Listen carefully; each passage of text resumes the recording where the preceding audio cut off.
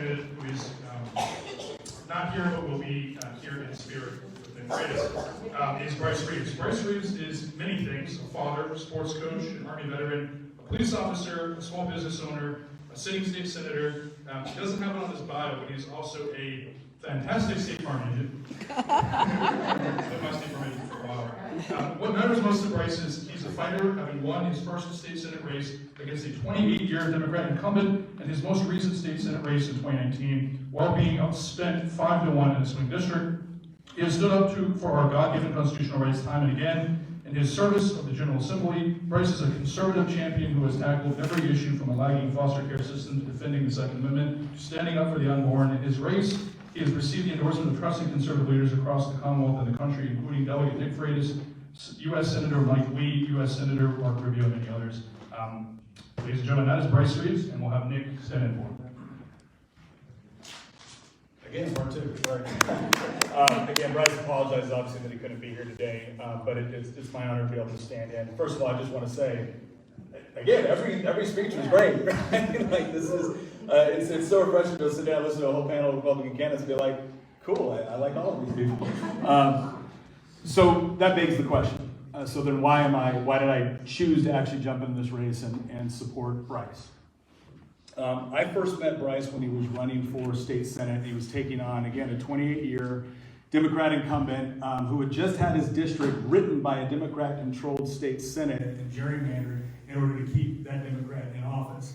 And nobody, to include local Republicans where I live, thought he was going to make it. In fact, some of them were secretly working behind his back because they didn't want to lose the inroads they had made with the incumbent Democrat. And Bryce thought the fact that a Democrat would be representing a district which he thought was fundamentally conservative was completely unacceptable. And so after kind of fighting in the grassroots level with the local committee and whatnot in Spotsylvania, he decided to run. And I called him up out of the blue. I had never met him before. And I just said, hey, you and I have similar backgrounds. He was an Army Ranger, I was a Green Beret. I said, I want to help out. I think you can win this district. And from that moment, we became good friends. Now, I want you to understand something. They gerrymandered that district, so it was still kind of leaning a Democrat district. And we knew it was an uphill battle.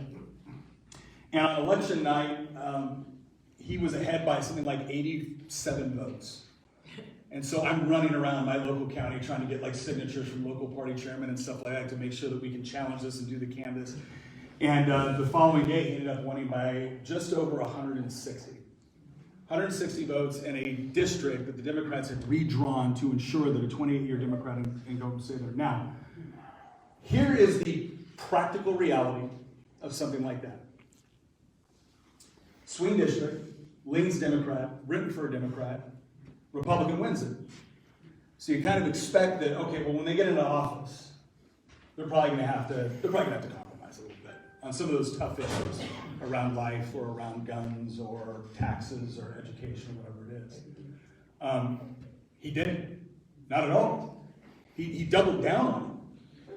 And it was amazing because I was looking at Republicans that were sitting in seats in the Virginia Senate in R plus 40 seats.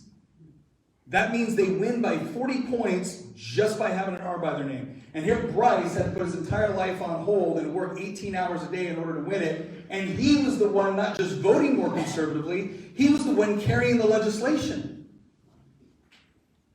Part of the whole battle that we've had in Virginia right now over what's going on with respect to who really is in control of our kids. Is it the state or is it parents? The legal groundwork we've stood upon has been Bryce's legislation that he carried, which essentially said that parents have the fundamental right to direct the care and upbringing of their children. So that when they try to get away with some of the garbage they're doing in other states, they can't do it here because it's something Bryce did really early on. Because he foresaw some of these challenges that were going to be coming, and he wanted to make sure that Virginia parents had the legal mechanism that they needed to be able to fight back against that. The other one that you always expect Republicans to kind of get a little bit shy on, as soon as it gets tough, is the Second Amendment. Always. It's the easiest one for a Republican to hit a come and say, well, yeah, I support the Second Amendment, but, we need to have some common sense. Bryce carried constitutional carry. I mean, that's almost become my litmus test now for whether or not you support the Second Amendment.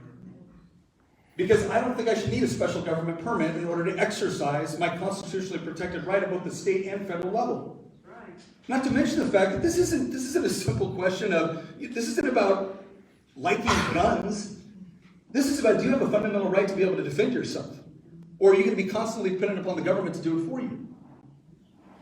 And there's a ton of people in safe red districts that are not willing to carry that legislation because they think it's too controversial. Bryce carries it. Same thing with the life issue. Same thing with taxes issues. Same things with things like civil asset forfeiture. You really want to talk about a hard conversation about liberty? How about the fact that the government is able to confiscate or was able to confiscate your property without even convicting you of a crime? Bryce was a narcotics officer. And he stood up and he said, look, I'm a narcotics officer. I know how this program works, but the bottom line is, I believe in the Constitution. I believe in individual liberty. And the government shouldn't be able to confiscate your property and sell it for its own uses unless it's actually convicted you of a crime. Because he's able to look out beyond whatever the simple argument is and tie it back to what is the fundamental issue of liberty that we're talking about here. And so the fact that he's been willing to not only vote the right way, but carry the tough legislation in a swing district where everybody would have given him a pass. I wouldn't, but everyone else would have given him a pass. If he would have just taken a walk a couple times. He didn't. And each time he came back and re-won that seat by bigger margins because he proved one of the very things I've been screaming from the rooftops to some of my colleagues before, and that is, you want to keep winning as Republicans, act like Republicans. Yes. There you go. Yes. Don't be afraid of what you believe. Be proud of it. Make the argument for it. And that's what he did. He won a Democrat district, then doubled down on all the conservative beliefs he told us he believed on that campaign trail, carried the legislation, took the hard votes, then went back to his constituents and said, this is why I did it, and this is why it's the right thing to do. And they elected him by even larger margins. This is a swing district. And so one of the biggest reasons why I'm supporting Bryce is because ultimately I want to know that they're going to be willing to take those hard votes, even when it's politically unpopular to do it. I want them to know that they're going to come back and make an argument to their constituents that the reason why they governed exactly the way they campaigned was because they fundamentally believe it's the right course of action for them and their children. And so he's demonstrated that to me. And like I've said before, I think this is a great panel. I'm very excited to win this race in the 7th District.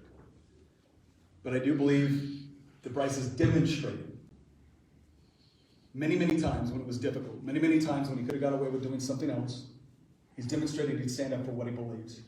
And that he would put in the work and effort and time to be able to win in a difficult district and not let the political pressure or incentive to compromise in order to save your political skin stand in the way of doing the very thing that he promised his constituents he would do.